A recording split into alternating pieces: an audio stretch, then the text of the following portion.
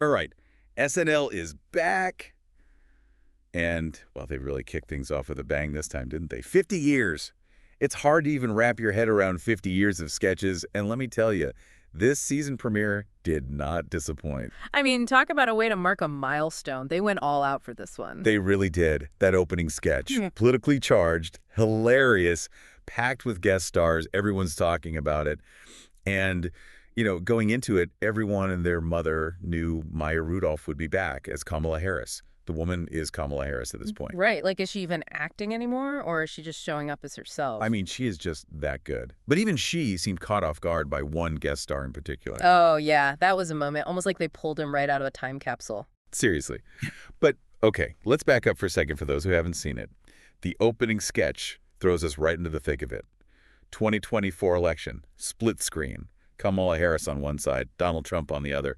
You already know it's going to be good. Oh, yeah. You can just feel the energy right from that first shot. And with Biden out of the race this time around, everyone was wondering who they'd get to play these, let's be honest, larger-than-life characters. Especially Biden. Like, those are big shoes to fill. Would they go with someone new, try to capture that Biden essence, or would they pull from the archives, give us a blast from the past? Right. And honestly, part of the fun is that anticipation, that wondering who they're going to pull out of the hat, and then, bam, there he is. Dana Carvey. Back as Joe Biden. It's like no time had passed. Yeah. Honestly, it's like he just walked off the set in 1992 and walked right back on. And you have to admit, with this election and Biden not running, having Carvey reprise that role, it adds a whole other layer of satire to the whole thing. I mean, this is the man who gave us George H.W. Bush. Ross Perot, man's a legend. S.N.L. royalty, for sure. And speaking of legends, Maya Rudolph as Kamala Harris.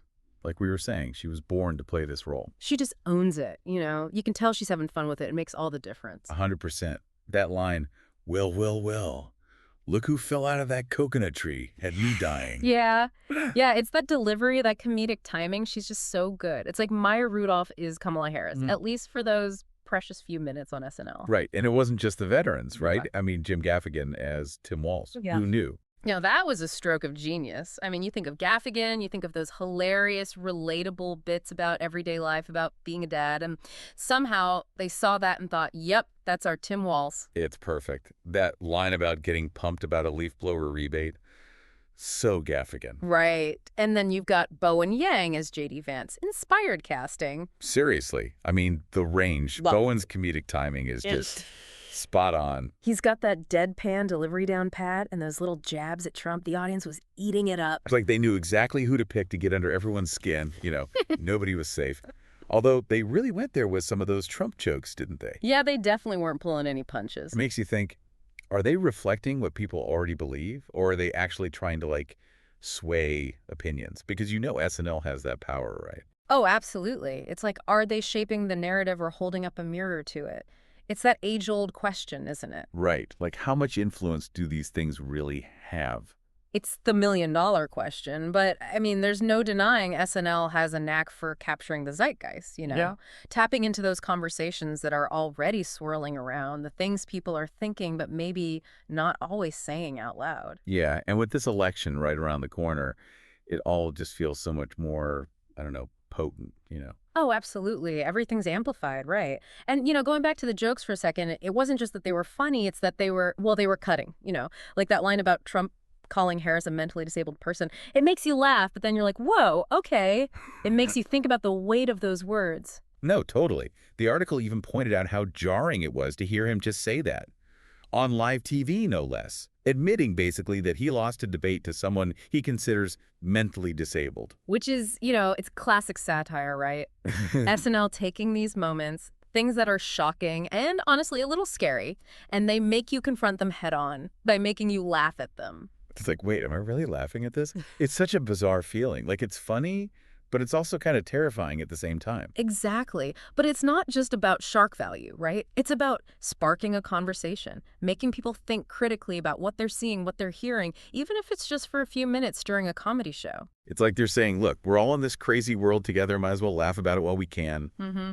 It's true. Sometimes laughter is the only way to get through it all. But speaking of this crazy world, did you notice who wasn't in the sketch? Steve Martin. Everyone thought he was a shoo-in to play Tim Walz. I mean, can't you just picture it? Oh, totally. The internet was convinced he'd be back for the 50th. Right. But you know what? In a way, him not being there is kind of a statement in itself. How so? Well, think about it. They could have gone the easy route, right? Big anniversary, bring back all the biggest names, the crowd pleasers. But instead of Steve Martin, they went with Jim Gaffigan. A brilliant comedian, no doubt, but someone known for his, like, relatable, everyday observations. Which, let's be real, fits perfectly with Tim Walz's whole persona. Exactly. It's almost more subversive. You know, like they're saying, we're not just reliving the glory days here, folks. We're still pushing boundaries even after 50 years. That's a good point. And, having Carvey and Rudolph back, these S.N.L icons, but then also bringing in newer faces like Gaffigan and Yang, it creates this cool dynamic, like a passing of the torch. Experience meets fresh perspective. Absolutely. Yeah. It totally worked. And, okay, back to Dana Carvey for a second. I mean, how did he just slip right back into that Biden role like it was nothing? It's uncanny. I mean, the slightly, bewildered but lovable grandpa energy. Yeah. Pure Carvey as Biden. For sure. It's crazy how those SNL portrayals just stick with you. I bet you even years from now, when people think of George H.W. Bush, they'll picture a little bit of Dana Carvey, right? Mm. Oh, 100%. It makes you wonder, do these portrayals actually shape how we remember these figures, or are they just tapping into something that's already there? It's a good question. Maybe a little bit of both. Probably. It's the power of satire, isn't it? It gets you thinking, makes you question what you find funny, what you believe.